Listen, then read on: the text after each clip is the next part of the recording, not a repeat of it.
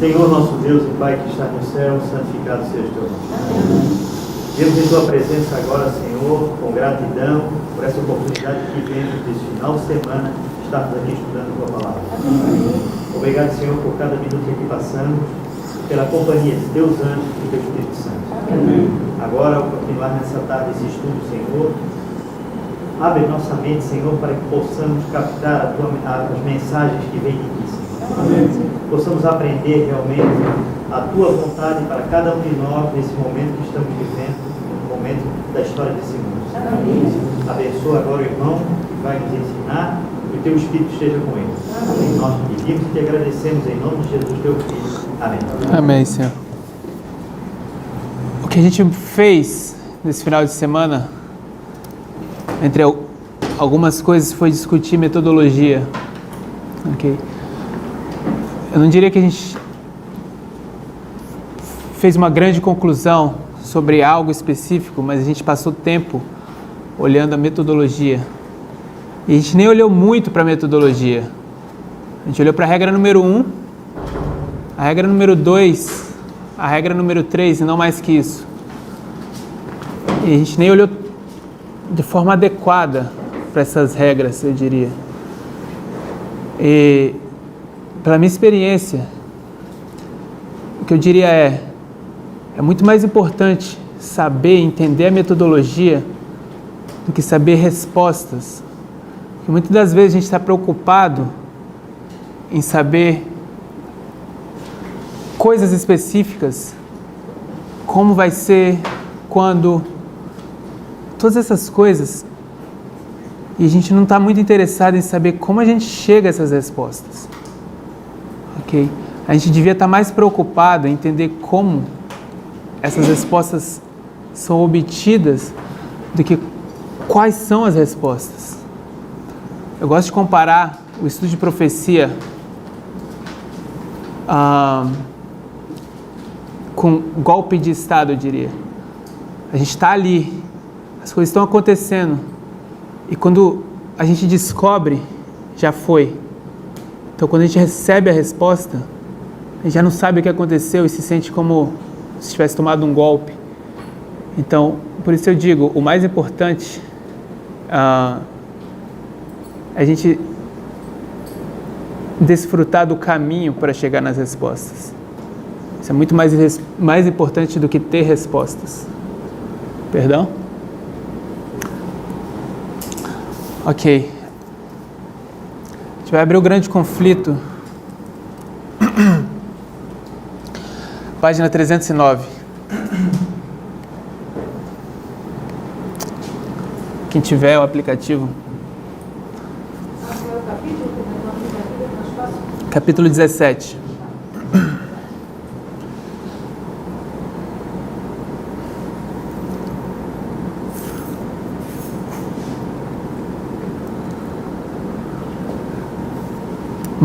Mas como espírito de humildade e devoção na igreja cedera lugar ao orgulho e formalismo, esfriaram o amor a Cristo e a fé em sua vinda, absorto nas coisas mundanas e na busca de prazeres, o povo professo de Deus estava cego às instruções do Salvador relativas aos sinais do seu aparecimento. A doutrina do segundo advento tinha sido negligenciada. Os textos que a ela se referem foram obscurecidos por interpretações errôneas, a ponto de ficarem em grande parte esquecidos e ignorados. Especialmente foi este o caso nas igrejas da América do Norte.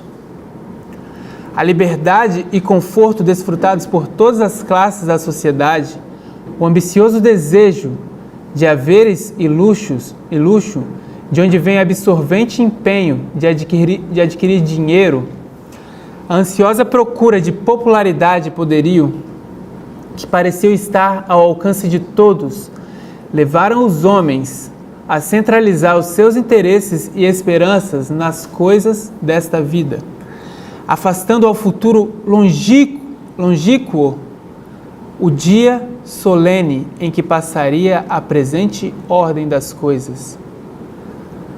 De qual igreja ela está falando?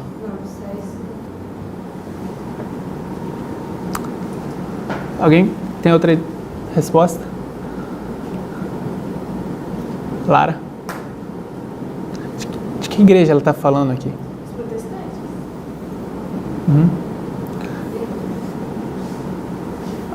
Irmã Carla?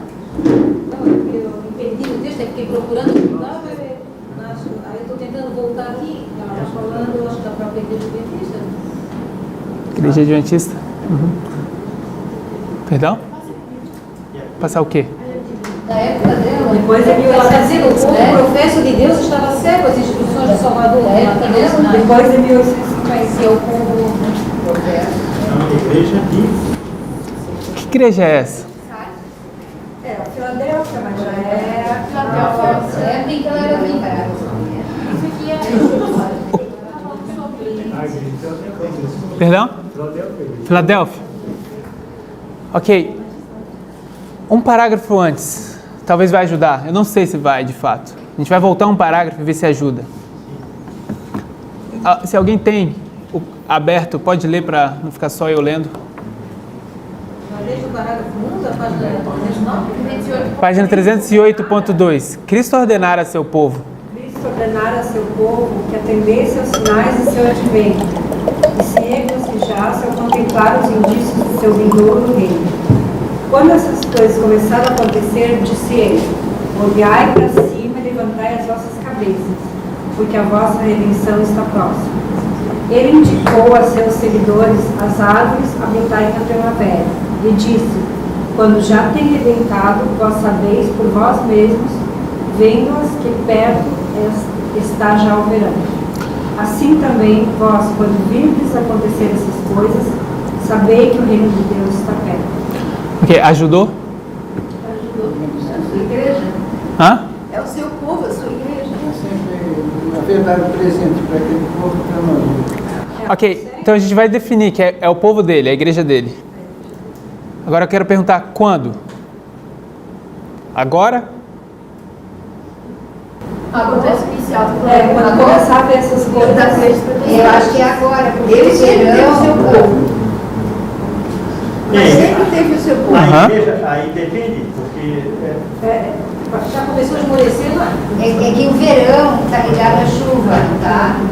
O verão e a chuva, serôdia ou a temporã, ela está ligada ao tempo que nós estamos vivendo. seria a colheita. Eu vou deixar vocês falarem bastante, senão vocês vão dormir. Então, podem participar. Seria a colheita se eles tivessem aceitado. Mas acontece que como eles... Então a gente, de alguma forma a gente sabe que Jesus ia voltar naquela época. A gente sabe que tinha, está revelado no Espírito de Profecia. Então, eu diria que o parágrafo que a gente leu para tentar ajudar o que a gente ainda não entendeu, também não ajudou muito. Então, vou voltar um pouco mais. Um parágrafo acima. 308.1. O dia 19 de maio de 1780 figura na história como um dia escuro. Desde o tempo de Moisés, nenhum período de trevas de igual densidade, extensão e duração já se registrou. A descrição deste acontecimento, como a dar uma testemunha ocular, não é senão um eco das palavras do Senhor, registradas pelo profeta Joel, 2.500 anos antes do seu cumprimento. O sol se converterá em trevas e a lua em sangue, antes que venha o grande e terrível dia do Senhor. Pelo menos esse parágrafo, a gente sabe de qual história está falando? Melerita? Um pouquinho antes. Um pouco antes. Era ainda no tempo de Tiatira esse, não? Tiatira vai estar em 1798. Então, Vai ter o nome que vive se está morto? onde a gente tira essa parte? Não, eu estou dizendo. Essa, É antes de Filadélfia, tem um nome. Mas aí esse nome de que Mas- está outro é Sardo. Sardes, né? Ok. Então, Só uns trechinhos brancos. em 1780, em maio de 19 do mês, o sol escondeu o seu rosto e a lua em trevas se fez. Em 1780. Essa música. Existe um hino, né? Ele tem um certo. 80. Em maio de 19 do mês. Eu conheço. O sol escondeu o seu E a lua descansa sempre. Aí vem depois, passados 53 anos, anos, um novo sinal sucedeu. A queda das estrelas. eu conheço o hino, eu não sou tão... Ok, foi bom recordar esse hino, gosto dele.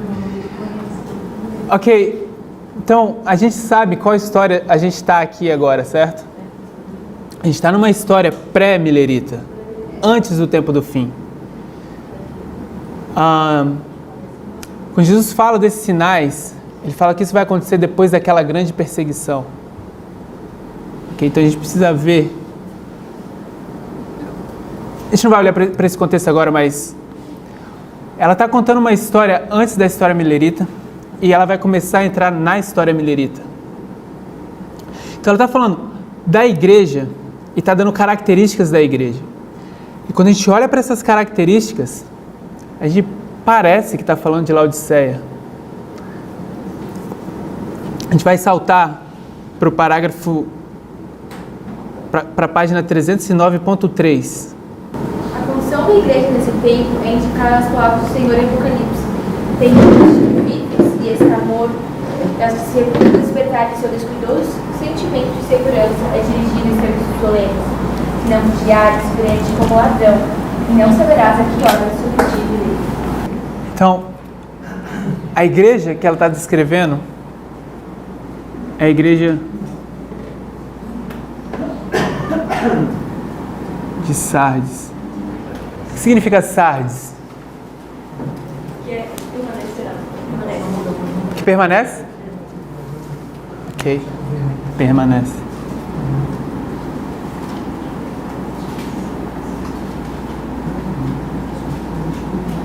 Quando eu vi essa palavra, na concordância que eu tenho, não tem essa palavra, mas é uma palavra ligeiramente diferente dessa, que é os que sobram ou que remanescem, que vem da ideia de permanecer também, mas é o remanescente, é os que sobram.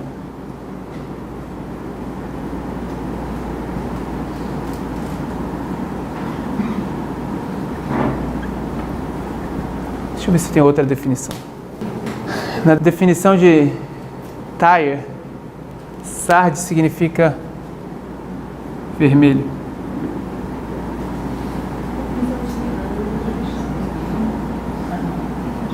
Perdão? A definição da concordância de Tyre. Ok, então, o que o nome Sardes quer dizer, então? Quer dizer, uma das definições é vermelho. Então, a Bíblia, como define que esse nome caracteriza? O que esse nome caracteriza de acordo com a Bíblia? Ok, então a ideia de remanescente, certo? Então, diz, você tem nome de que vive, certo? Então, Sardes tem nome de que vive. Mas na verdade, como eles estão? Estão mortos. A realidade é que Sardes está morto. O que acontece na verdade é que nesse período de 1260, qual a condição das pessoas? Essas pessoas aqui, de fato, são as pessoas que foram mortas. E quando esse período acaba, Sardes, essa igreja que diz que vive, mas ainda está morta. Ok. Se a gente fosse olhar para... Existe uma história na Bíblia, uma história que identifica ou é um símbolo para esse período. Essa história é a história dos pais em Jerusalém que levavam seus filhos para os montes e jogavam seus filhos naqueles vales e eles eram queimados. Vocês se lembram dessa história? Vale de Rinom, e que tem em outro lugar o nome de Vale de Tofete. o mesmo vale. Esse vale é em Jerusalém. Então eles levavam os filhos e os matavam naquele vale.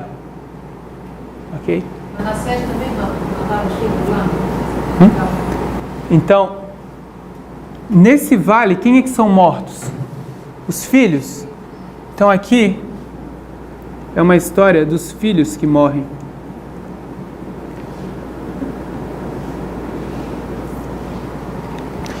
E a culpa é de quem? Dos pais. Quem faz isso com os filhos são os pais.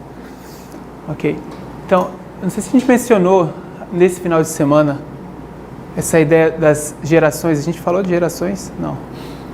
Ok. Mas a gente falou de Joel, certo? Sim. No Joel capítulo 1, a gente tem as 4 gerações. Quando chega na última, a última é que está mais destruída. Porque a culpa é dos pais que não contaram para os filhos o que deveria acontecer. Ou as coisas que eles sabiam. Então, espiritualmente falando, esses pais são as gerações antigas que foram deixando de passar as coisas corretas e foram cometendo esses pecados que fizeram os filhos ficar nessa situação. Então, no final das contas, o que esse vale se torna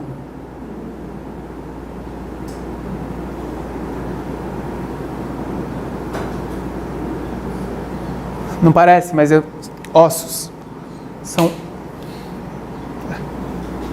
São vales de ossos secos, ok?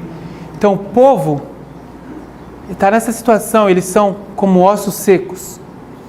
Então, chega um momento, o que tem que acontecer com esses ossos? Esses ossos estão todos espalhados, certo? E a gente sabe que esse período é um período de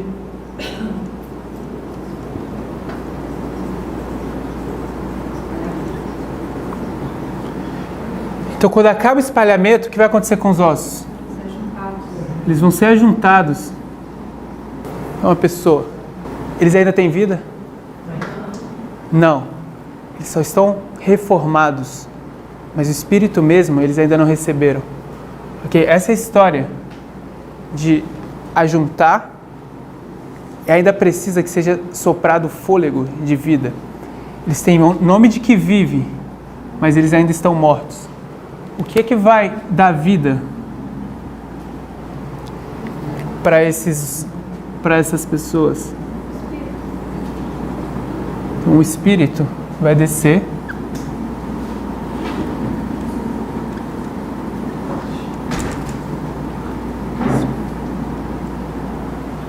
Quando isso acontece nessa história? Isso é 1798.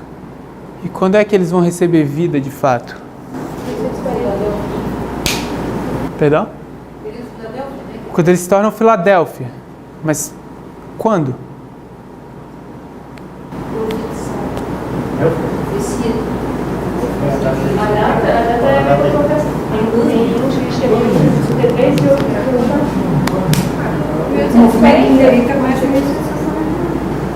Mas eles ainda são Sardes, de acordo com o texto.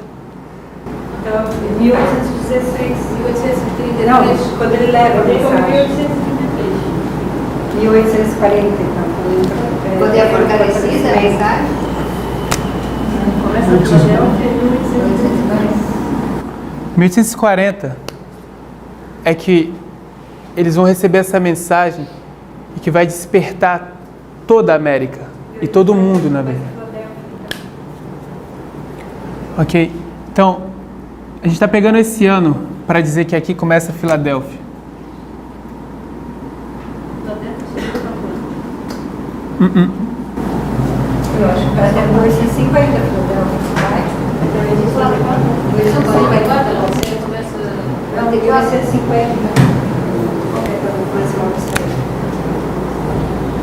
É, né? Ok. Porque a gente fez um ponto ontem de que os pioneiros estudaram e cavavam como tesouros escondidos esse diagrama. E quando você cava tesouros escondidos, você encontra. Isso vai até 1850. Depois disso, eles deixam de procurar as verdades como tesouros escondidos e passam a procurar pelas coisas morais, e daqui para frente é que eles são Laodiceia. A gente fez o ponto de que eles estudam, eles têm uma fé viva até esse ano. Então são 10 anos o período de Filadélfia. Então a gente poderia colocar 44 aqui. O que é que de fato quer dizer que eles receberam o Espírito nesse ano?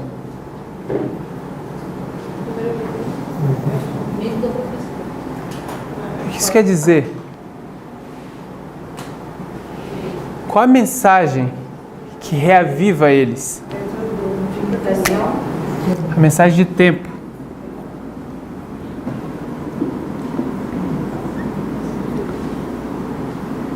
Essa é a mensagem que dá vida àquela igreja.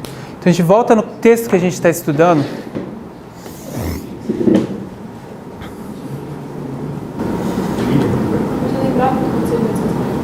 O que aconteceu em 1840? Alguém gostaria de falar? Josias Litch faz a predição da guerra do Império Otomano e da Tem fortalecimento da mensagem. Ok, todo mundo ouviu? Ninguém ouviu. 1816, Miller começa a estudar, 1833 ele leva a mensagem. Isso, 1840, pela predição que José Litch faz, se cumpre, eles veem que o princípio de ano estava certo, estava correto, e o anjo, isso dá, que ela desvida o movimento, né? Então, desceu o Espírito.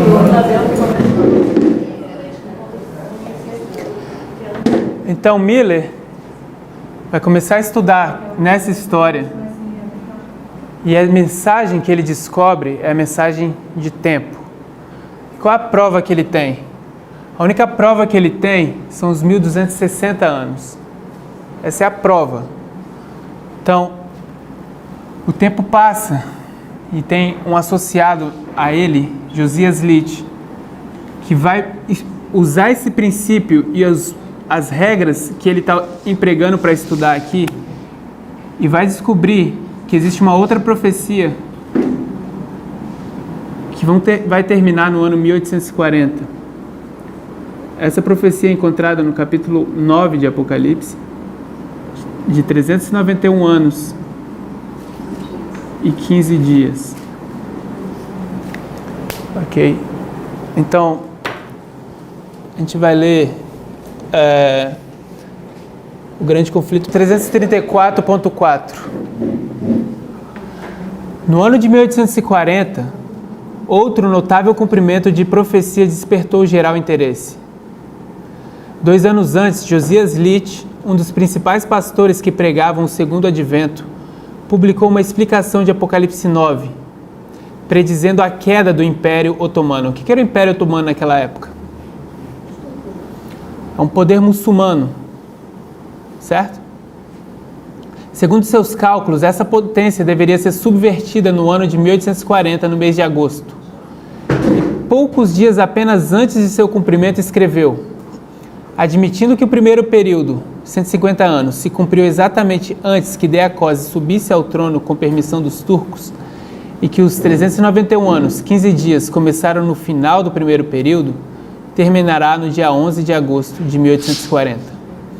Quando se pode esperar seja abatido o poderio otomano em Constantinopla. E isto, creio eu, verificar-se-á ser o caso. No mesmo tempo especificado, a Turquia, por intermédio de seus embaixadores, aceitou a proteção das potências aliadas da Europa, e assim se pôs sob a direção das nações cristãs. O acontecimento cumpriu exatamente a predição. Quando isso se tornou conhecido, multidões se convenceram da exatidão dos princípios de interpretação profética adotadas por Miller e seus companheiros, e maravilhoso foi o impulso dado ao movimento do Advento. Homens de saber e posição uniram-se a Miller, tanto para pregar quanto para publicar suas opiniões. E de 1840 a 1844, a obra estendeu-se rapidamente. Então, Grande Conflito 334, parágrafo 4 e 335, parágrafo 1. Então, quando isso se cumpre, o que está sendo provado aqui é que as profecias de tempo são verdadeiras, o que é válido. E é isso que dá vida a esses mortos, que é a igreja de Sardes. Então agora a gente vai voltar no texto que a gente começou lendo, do Grande Conflito, página 309.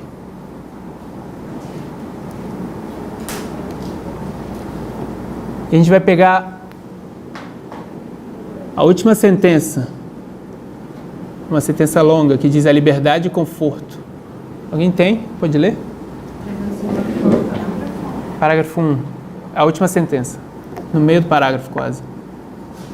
A liberdade e conforto desfrutados por todas as classes da sociedade, o ambicioso desejo de haveres, de luxo, de onde vem o insolente empenho de adquirir dinheiro, a ansiosa procura de popularidade e poderio, que pareciam estar ao alcance de todos, levavam os homens a centralizar seus interesses e esperanças nas coisas desta vida, afastando ao futuro longínquo o dia solene em que passaria a presente ordem de coisas.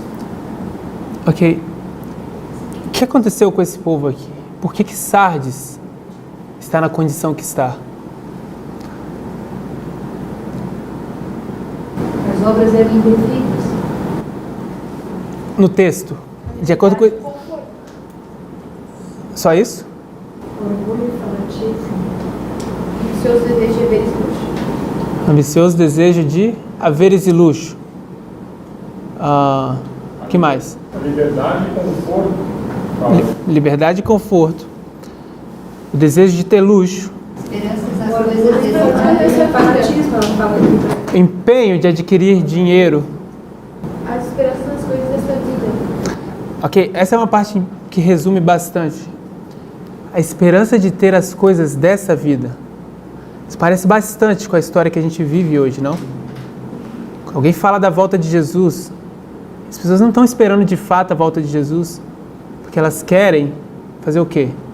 Se formar em medicina, ganhar bastante dinheiro, comprar 3, 4, 5 apartamentos, ter um carro bom. Tudo isso são coisas que a gente vê hoje também. O mesmo pecado que eles cometeram naquela época é o pecado que a gente comete hoje. Ok? Mas essa é a condição de Sardes. A nossa história é a história de Laodiceia. Então, quando eles têm todo esse desejo, o que eles fazem? A última frase. Afastam o futuro longínquo do dia solene. Então eles pegam o dia de Cristo, o dia da vinda, e fazem o quê? Colocam para muito longe. Okay? Porque eles querem as coisas aqui. Querem o quê? Chamaria isso de prosperidade. De onde eles herdaram isso?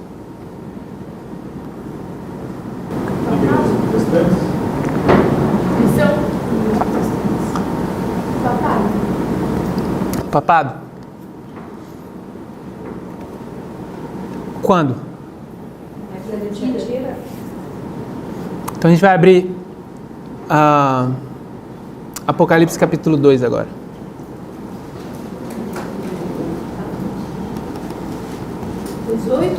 Apocalipse 2, se não me engano, verso 20. Vamos ler o verso 18 e depois o verso 20. Alguém pode ler para mim o verso 18? Ao anjo da igreja de Tiatira escreve: isto diz o Filho de Deus, que tem os olhos como chama de fogo e os pés semelhantes a latão reluzente. Então, na igreja de Tiatira tem esse anjo, ok? O anjo é um líder, um mensageiro. E é dito para ele algumas coisas. Verso 20. Existem algumas coisas contra esse líder da igreja de Tiatira. Mas tenho contra ti, que toleras a mulher Jezabel, que se diz profetiza. Ela ensina e seduz os meus servos a se prostituírem e a comerem das coisas sacrificadas a ídolos. Ok, Então, que história é essa? Vocês disseram que essa história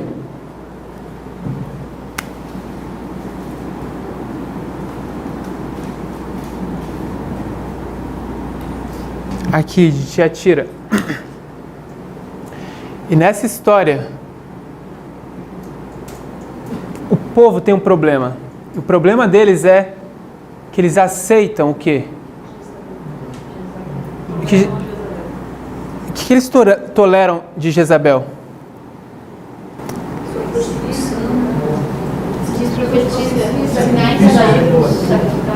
Fornicação. Ok, deixa eu ver uma... Ensinar e enganar. Ensinar. Onde diz ensinar? Ok, ensinar e enganar. A palavra aqui no português é enganar, no inglês é seduzir.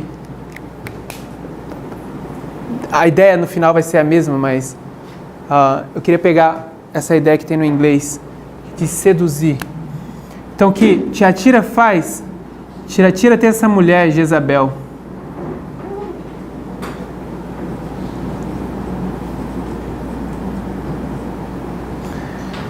Titulada da mulher do pecado, né? Uhum. E o que Jezabel faz? Ensina.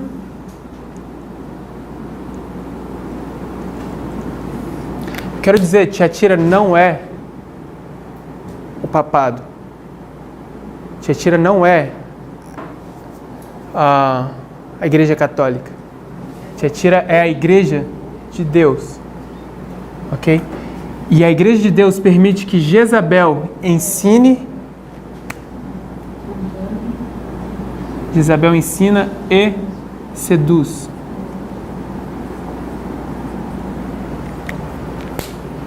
Quem é Jezabel? Perdão? Boa. Então, Representa o papado, né? Jezabel representa o papado. Mas se a gente quiser entender bem a história, a gente tem que entender bem quem é Jezabel. Ok? Perdão? Primeiro, mulher usa joias, ornamentos. Ela trouxe idolatria, né, para... Vamos abrir 1 Coríntios. Ela é gentia, não era... Uma princesa. 1 Coríntios 15, 45. Não, 46. Não. Qual? 46.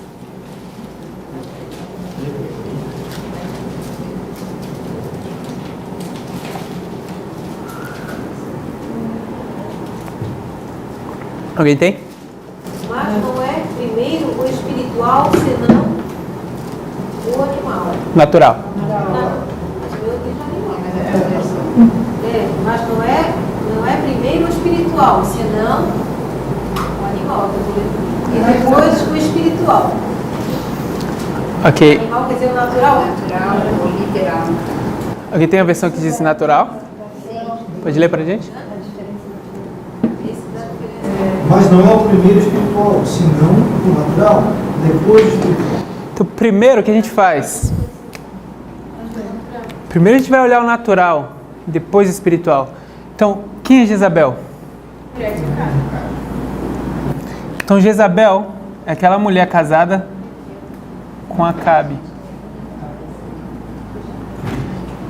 E Acabe é o quê? Acabe é rei. Rei de quantas tribos ou países, se a gente fosse falar dessa forma? Acabe é rei de 10, certo?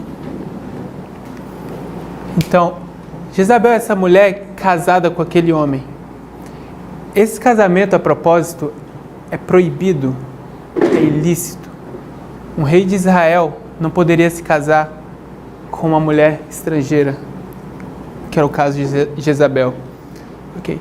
Se a gente for para Apocalipse 17, Jezabel vai receber outro nome. Qual nome ela recebe? Hã? Só?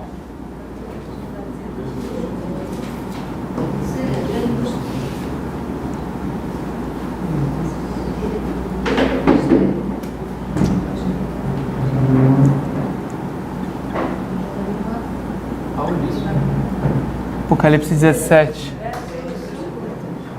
Eu acho que é o verso 5. Aham. Ok. Então a gente tem... em Apocalipse 17 a gente tem essa mulher, Babilônia, que é a mesma mulher que a gente vê no capítulo 2. São diferentes nomes para a mesma mulher. E o que ela faz? Ela está sentada sobre uma besta. Então vamos ler um pouco do Apocalipse 17.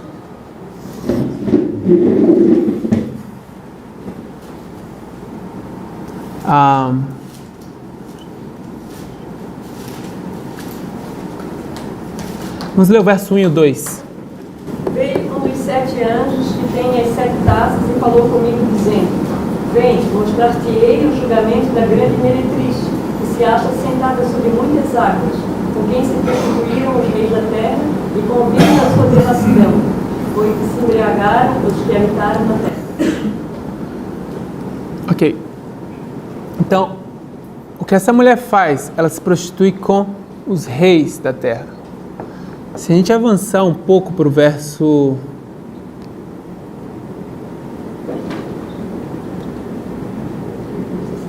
onde fala 10 reis? Verso 12. A gente vai ver quantos reis são. Os 10 chifres que viste são 10 reis, que ainda não receberam o reino, mas receberão a autoridade como reis, por 1 hora, juntamente com a besta. Então, a gente sabe que essa mulher é Jezabel, porque ela se relaciona com esse poder de 10, ok? Representado pelo reino que tem 10, as tribos do norte, que são 10. Ok. Deixa eu ver um ponto mais que eu queria fazer. Aqui a gente não vai fazer um estudo em Apocalipse 17, mas eu queria pegar essa parte aqui.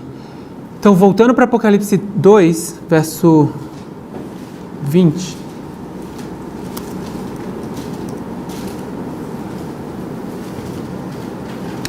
O problema com Tiatira é que aceita que Jezabel ensine e seduza os membros da igreja, as pessoas que estão na igreja. E no verso...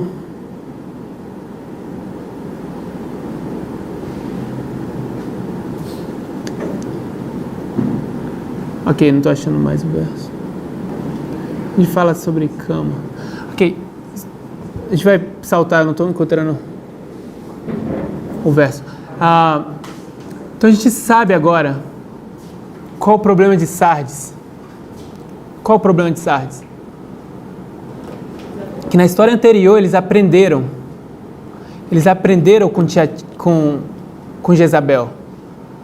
Então ela ensinou coisas para eles e seduziu a eles. E de alguma forma também forçou que eles soubessem algumas coisas. Quais são as coisas que Jezabel vai ensinar para eles? O sistema de educação foi muito influenciado. Tem uma apostila de Sutherland, eu acho que fala disso. Todo o sistema de educação papal passou para as igrejas protestantes naquela época. E eu acho que a senhora White fala em algum livro sobre educação que diz que se eles tivessem se desvencilhado desse sistema, eles teriam tido possibilidade de receber o alto do amor, os jovens daquela época. É bem interessante sobre a influência da educação. Então eles vão usar esse recurso de educação para ensinar algo. O problema todos é que eles aceitam ser ensinados. E o que eles vão aprender? O que está sendo ensinado? Quais são os erros, os grandes erros da doutrina papal? Desde Babilônia, Medo-Pérsia, Grécia, que eles foram incorporando ao longo. Vamos dar nome para eles. Criança, Aspersão por imersão, isso é uma das coisas, certo? Domingo, dos principais, talvez um pilar da doutrina papal.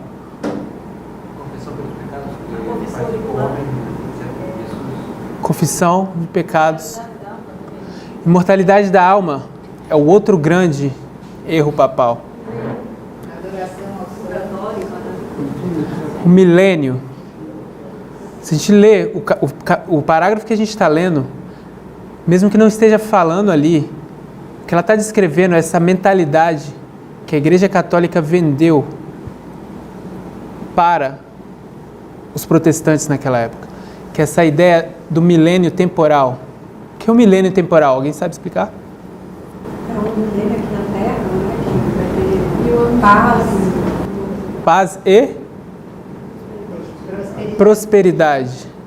Então a gente sabe por que eles têm essa mentalidade agora, que a gente acaba de ler no Grande Conflito, que diz, eles afastam para o futuro longínquo o dia solene, por esperança nas coisas desta vida.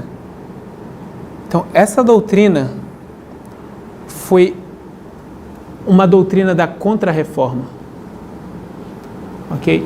Então, quando a gente tem a Reforma, e Lutero, por entender um pouco das profecias de Daniel, vai dizer, Cristo vai vir, mas nós não podemos esperar que ele venha antes de 300 anos para o futuro. Então, ele coloca isso 300 anos para o futuro.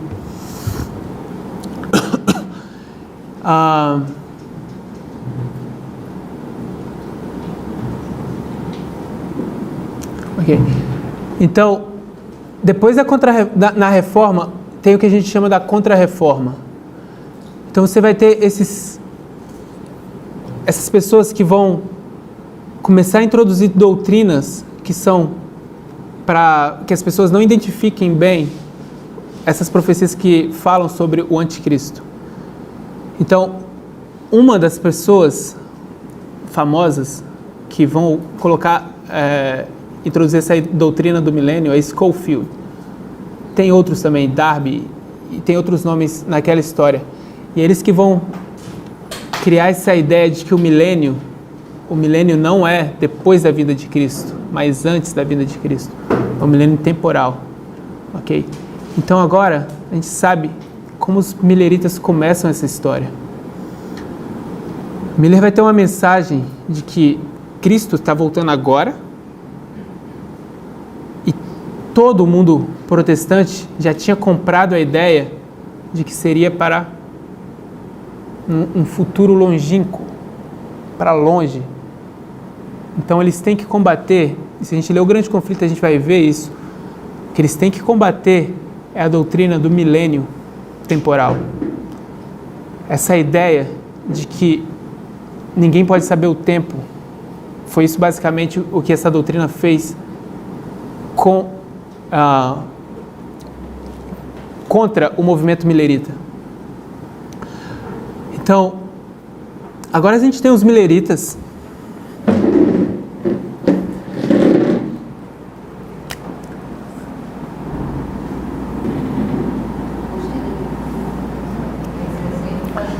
Então a gente tem os mileritas, eles vão começar a dar uma mensagem de tempo. Essa mensagem é uma mensagem muito difícil, porque Sardes havia comprado essa ideia da mãe dela, Babilônia. Porque se vocês se lembram, nessa história a gente tem Babilônia, mãe das meretrizes. Essa é a mãe. E a mãe tem o quê? Várias filhas. Essas filhas nascem na Reforma Protestante, certo? Então, onde é Babilônia nessa história, geograficamente? Espiritual. Hã? Toda a Europa. Babilônia é essa mulher que está sentada sobre essa besta e sobre essas 7 cabeças. Então, ela está se prostituindo com os reis da terra. Então, Babilônia está na Europa. E essas igrejas que ficam na Europa, elas voltam, elas fogem da mãe, mas ao mesmo tempo elas voltam porque compra as doutrinas católicas de volta. Mas uma das filhas vai fazer o quê? Vai sair da Europa. Quem é uma das filhas? O remanescente. Como é a tradução que a senhora que encontrou? Os que sobram? De Sardes. É os que sobram. Os que sobram. Essa é a filha que sobra. Então o que essa filha faz? Ela sai da Europa. Sardes também significa sair. Ela sai da Europa. E a gente chama eles dos pais peregrinos. E vão para a América. Ok?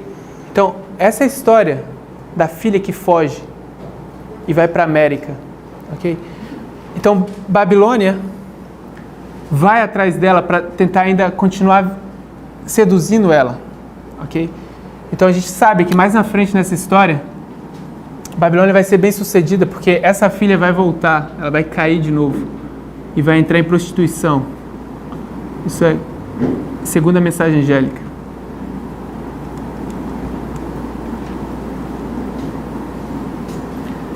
Então, a forma como Babilônia conquista essa filha não é trazendo ela de volta para a Europa. É fazendo uma casa para ela na própria América. E agora que essa filha vai fazer o quê? Vai voltar à profissão que a mãe tinha. Vai se prostituir. E ela se prostitui com quem? Com que uma mulher se prostitui? A gente tem uma mulher. Isso não é qualquer mulher. Ela se prostitui com reis. Então ela tem que se prostituir com o Estado.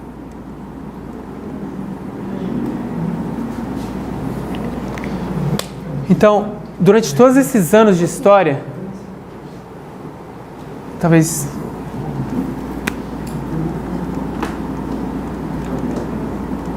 porque uma mulher se prostitui com um homem.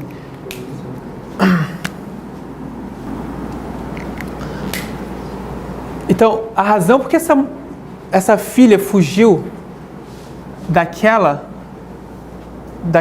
Europa ou de Babilônia é porque aqui aquela mulher, ela tinha relacionamento ilícito com aqueles homens. Se a gente ler o verso de novo, verso 2 de Apocalipse 17, o português não está tão claro, mas talvez depende da versão. Na versão que eu tenho, na King James, diz: os habitantes da terra foram forçados a beber do vinho da prostituição. Então, por causa dessa prostituição, o vinho era forçado a todas as pessoas que viviam nessa época. Então agora a gente entende por que eles vão fugir para a América em 1798. Por quê? Porque na América existe uma lei que proíbe casamento, eu diria, que é a Constituição dos Estados Unidos, que religião e o Estado nunca devem se unir. Isso é proibido na América, certo? Então, aqui tem essa lei, que é a Constituição dos Estados Unidos, e foi para ali que fugiu aquela filha, porque ela está cansada de ser obrigada a beber daquela fruto daquele casamento que acontecia aqui na Europa. Então, em algum momento ela cai, e como essa lei existe, é difícil que aquela mulher seduza aquele homem. Então leva tempo para que eles fiquem flertando entre eles até que eles possam se casar. Porque quando eles se casarem, vai nascer um filho. Porque esse filho é o domingo. A irmã tem alguns textos que falam sobre isso.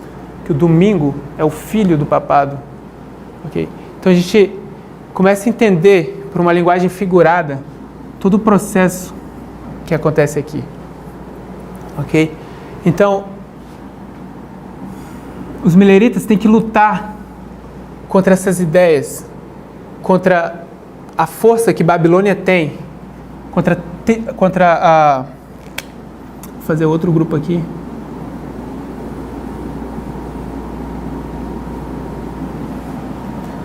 Então aqui a gente tem a doutrina do milênio.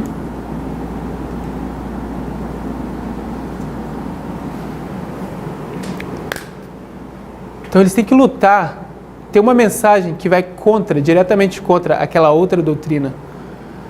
Eu vou dizer que isso é igual a não a ninguém. Essa é a ideia que eles tinham. Ninguém sabe o dia. Não era porque eles não viam que era óbvio a mensagem milerita, porque eles amavam a vida que eles tinham aqui na terra e odiavam que a vinda de Cristo estivesse tão perto. Por isso eles diziam, ninguém sabe o dia. E os mileritas falavam, claro que a gente sabe o dia. Então eles tinham essa mensagem de tempo. Então, o que esse povo apresentava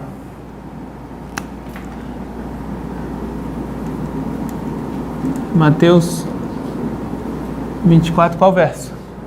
36? Alguém pode ler? Nossa vida e hora ninguém sabe, nem os anjos do céu, mas unicamente meu Pai. Então eles apresentavam a Bíblia,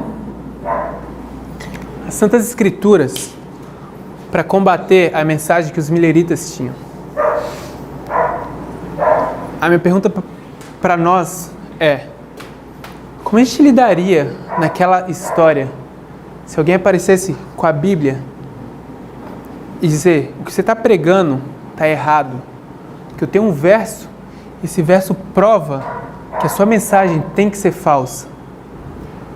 Como a gente ia lidar? Como a gente responde a esses ataques? E responder com outro verso bíblico. Com outro verso bíblico? Está escrito. E que outro verso bíblico dizia?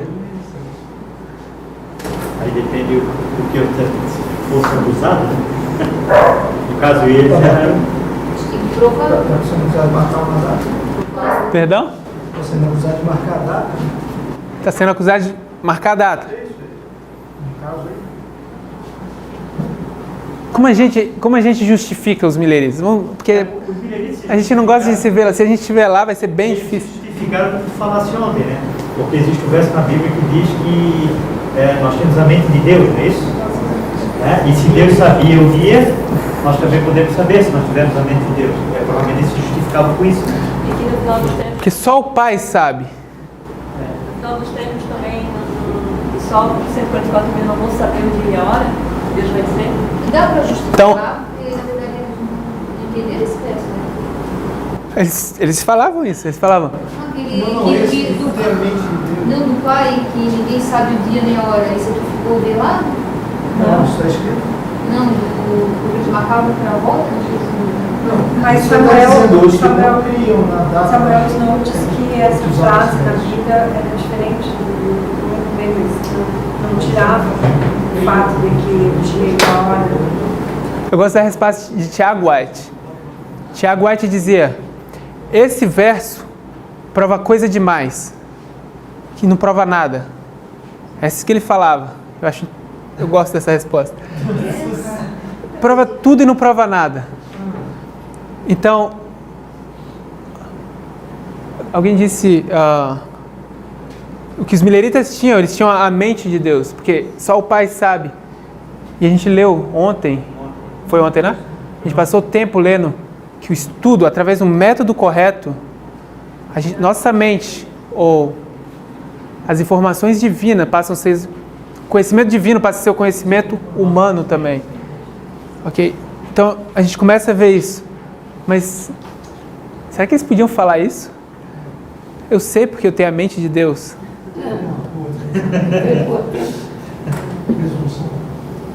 Como eles respondiam isso?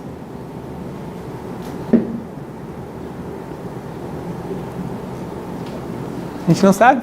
Mostrando os cálculos, até chegar na data. Então, o que eles faziam... Pode falar. Mas em que ano isso? Antes de 1940 ou depois de 1940? Deus marcaram. Depende. Nessa história, em geral, mas vamos pegar 1840. Porque quando aconteceu, a profecia se cumpriu, eles tiveram um respaldo muito grande. Ainda assim, a Bíblia diz que ninguém sabe o dia nem a hora. Mas eles estavam pregando a volta de Cristo. E Cristo, a gente já falou hoje, Cristo ia voltar naquele tempo.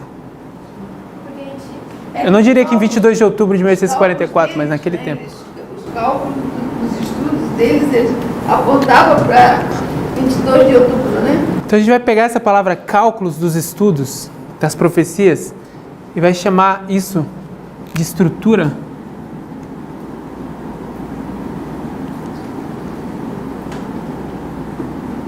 profética.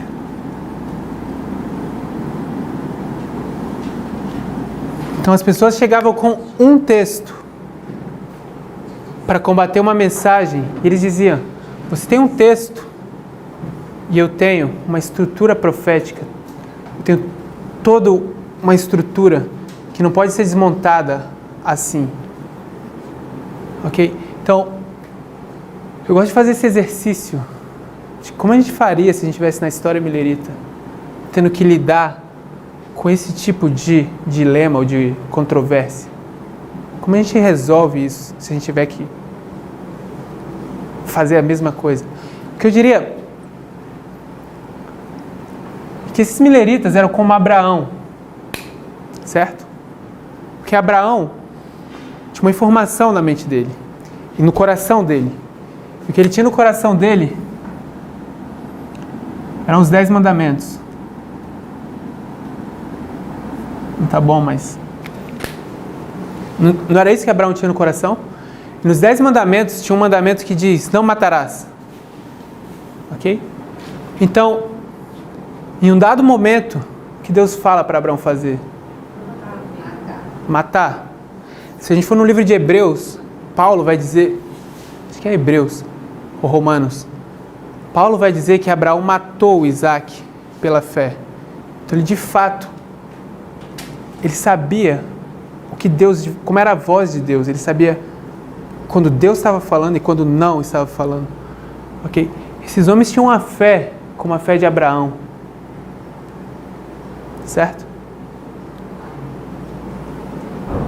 Tem vários exemplos na Bíblia que a gente pode ilustrar isso. Tem um sonho da irmã White. O título é O Sonho Impressionante. Alguém conhece? Ninguém? Ela sai no caminho. O povo do Advento sai no caminho. Mas o povo do Advento tem o quê? Carruagens, cavalos, malas, bagagens, tudo isso. Quando eles começam o caminho, dá para levar as coisas. Mas o caminho vai ficando estreito e eles têm que abandonar o quê? Os pesos, as bagagens, as carruagens, os cavalos. Eles têm que abandonar o mundo. Eles estão no caminho, saindo do mundo. Isso é lá, eles saem de Laodiceia. Esse é um caminho afastado do mundo. Então, quanto mais longe do mundo você está, mais coisas você tem que deixar para trás. Certo? Então, se vocês se lembram mesmo do sonho, tem uma hora que eles tiram as meias, certo? Ok. Já não tem mais nada para tirar, mas eles estão vestidos. O que acontece no meio do caminho? Eles tiraram tudo. Aparece uma corda. Ok? Então, o caminho é esse caminho que leva para o céu. Mas o caminho fica tão estreito que vai aparecer uma corda aqui. Para que a corda? Senão eles vão cair. Mas ela não estava presa em lugar nenhum. Não estava presa em lugar nenhum. No início estava, não? Quando a corda cai, eles perguntam: de quem é essa corda? De quem é a corda? De que eles respondem? De Deus. Deus está mandando ajuda, porque senão a gente vai cair no mundo, e a gente não quer cair no mundo. Ok? O que eu vou dizer é, essa corda é um símbolo para algo que acontece. E antes da gente continuar essa história, eu vou fazer um desvio e vou simplesmente mencionar a primeira purificação do templo. Quando Cristo purifica o templo a primeira vez, simbolicamente o que ele faz, ele ajunta cordas no chão e faz um chicote. E com várias cordas, ele purifica o templo com aquele chicote. Precisa de cordas para purificar o templo. Se a gente for em Isaías 28, A palavra que a gente diz que é linha sobre linha, em Isaías 28, vocês podem ir lá no original e vocês vão ver que a palavra também tem a ideia, é traduzida como corda, em algumas vezes.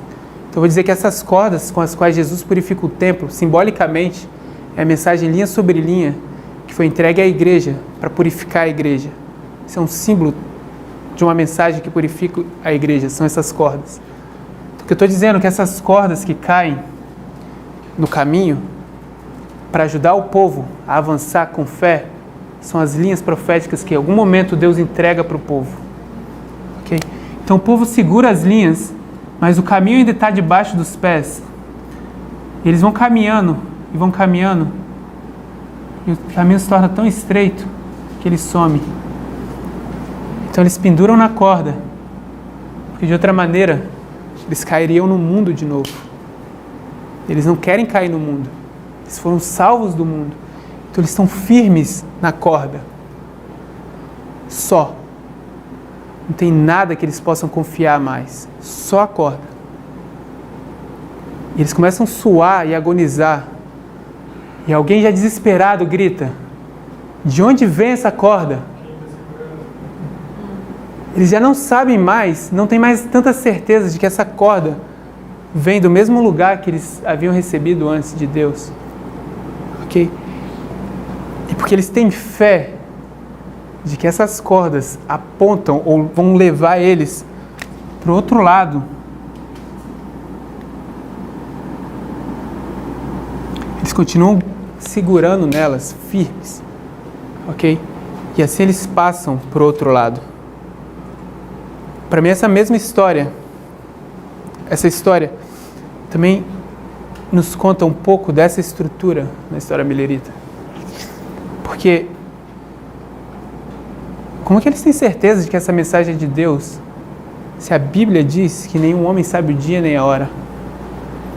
Eles precisam ter muita fé de que Deus estava no início do caminho e de que essa estrutura, que para a gente são linhas proféticas, para eles era essa estrutura profética.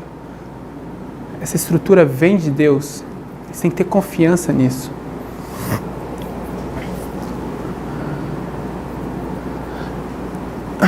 Mateus 24, verso 36 e 37, por favor.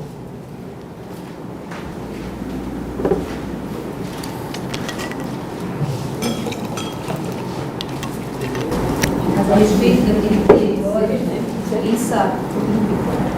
Nem os anjos dos céus, nem o Filho, senão o Pai. Pois assim como foi nos dias de Noé, também será na vinda do Filho do Homem. Acho fascinante a forma como Jesus fala essas coisas. Porque ele diz que o dia e a hora ninguém vai saber. E logo em seguida ele diz o quê? Então a gente olha para os dias de Noé. E os dias de Noé, ninguém sabia o dia nem a hora, né? Sabia? Noé sabia que em 120 anos ia acontecer o dilúvio. Então nos dias de Noé, o homem sim sabia os dias e a hora. Então Deus usa esses dois exemplos. Jesus dá uma história de que uma informação de que só Deus sabe. E logo em seguida diz que vai ser como nos dias de Noé. E hora não.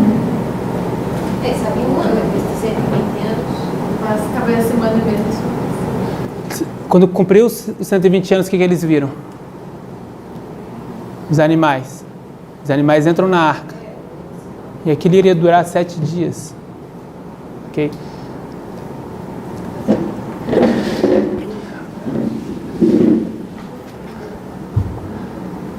Eu gosto da ideia de que Jesus ilustra que nos últimos dias vai ser como nos dias de Noé. Porque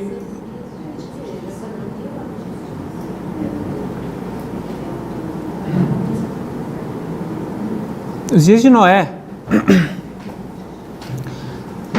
a história de Noé é a história desses movimentos reformatórios, das linhas reformatórias. É uma delas. A gente tem outras. Então, tirando a história de Noé, a gente não vai falar da história de Noé agora. A gente vai pegar a história de Moisés, por exemplo. e a de Cristo, na linha de Cristo. E a história milerita. Então a gente vai comentar essas histórias já já. E vamos abrir o Grande Conflito, página 343.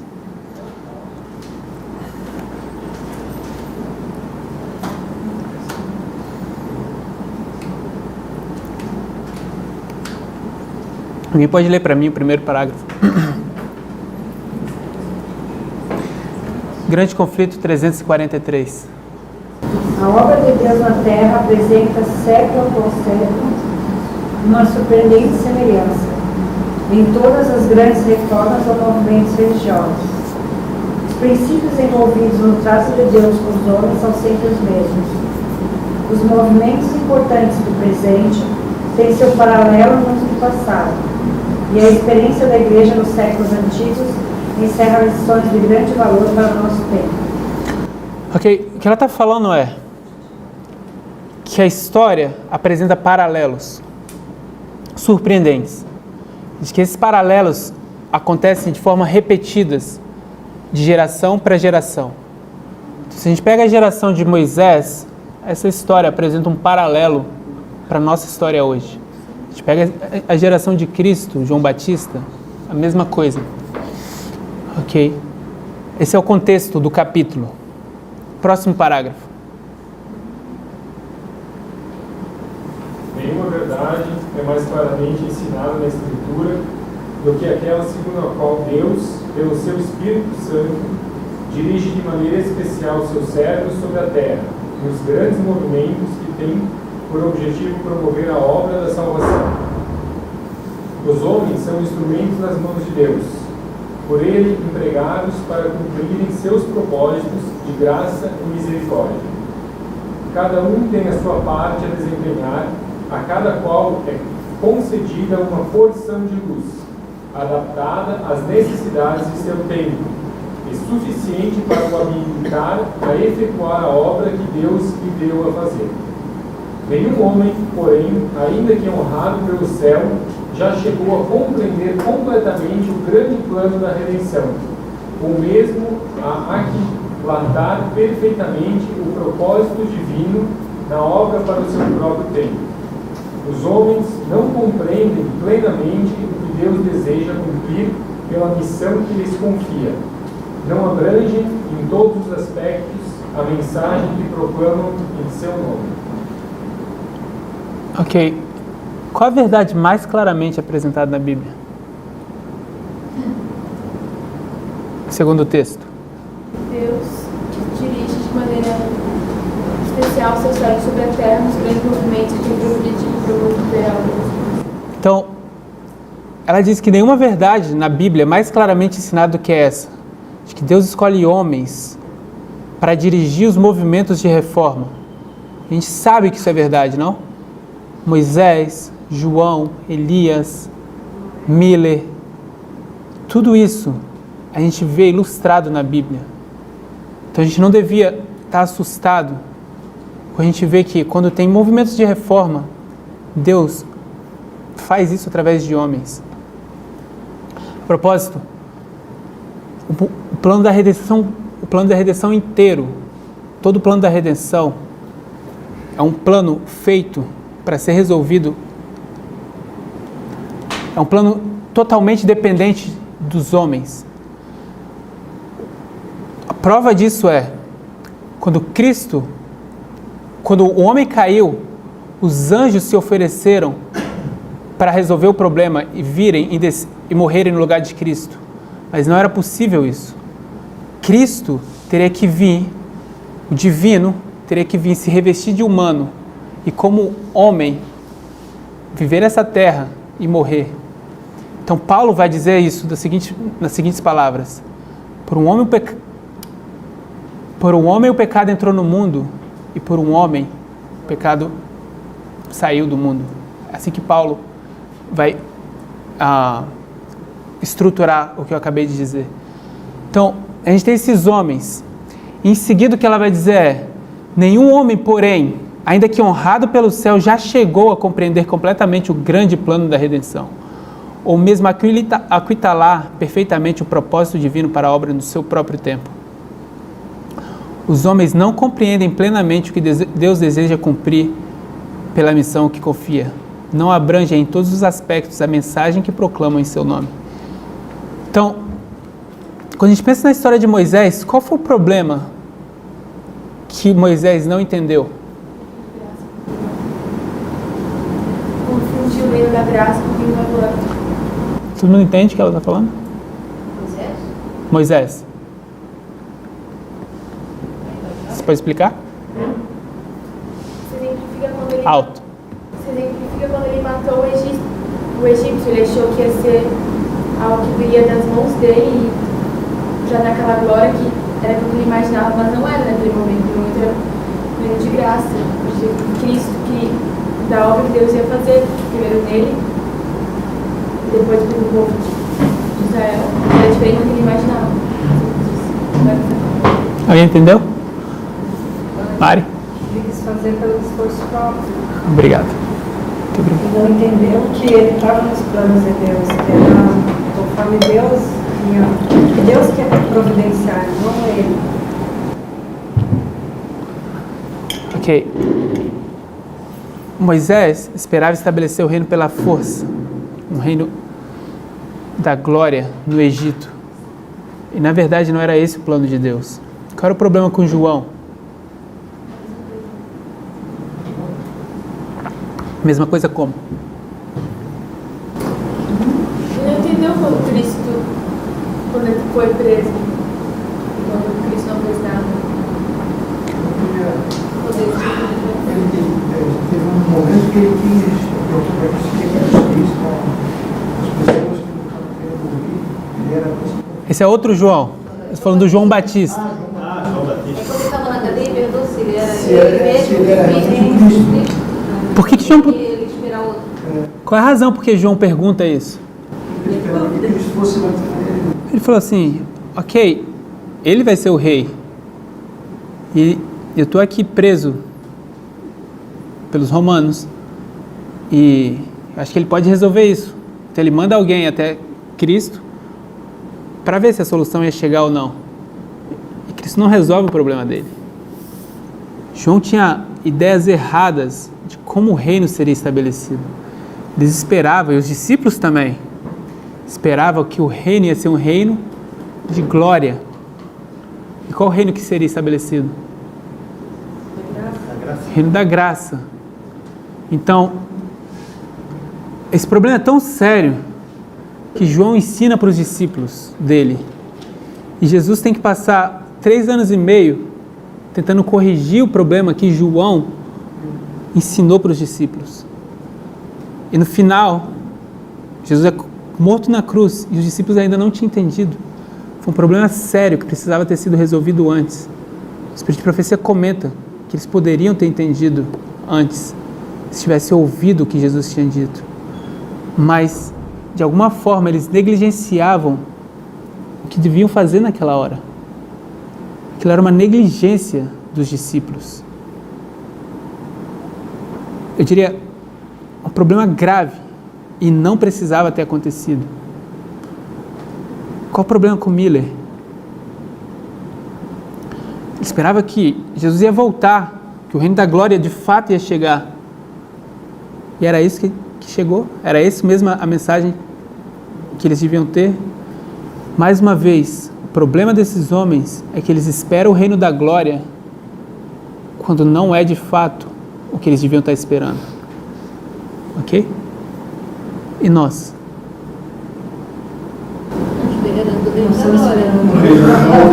Mas a gente pode se desapontar. Como? Esperando para a coisa.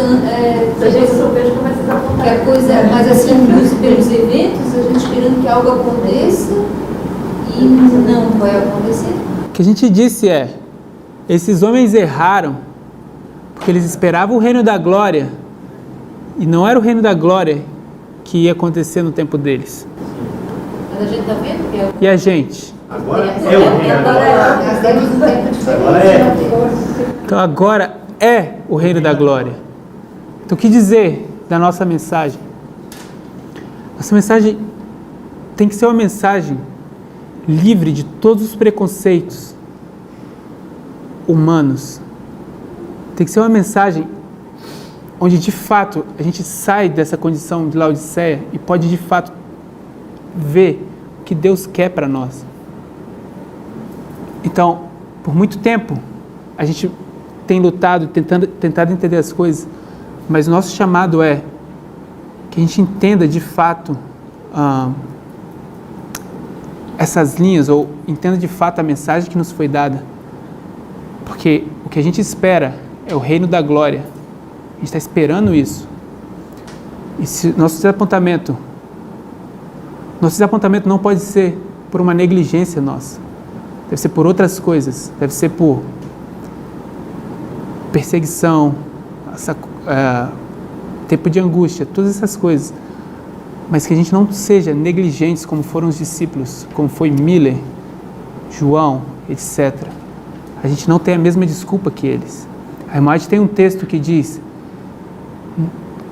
a história deles são exemplos para que nós sejamos inexcusáveis.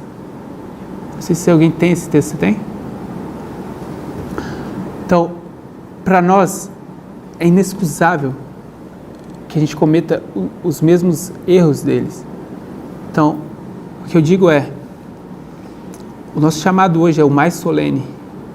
É um chamado para ser os 144 mil. E na boca dos 144 mil,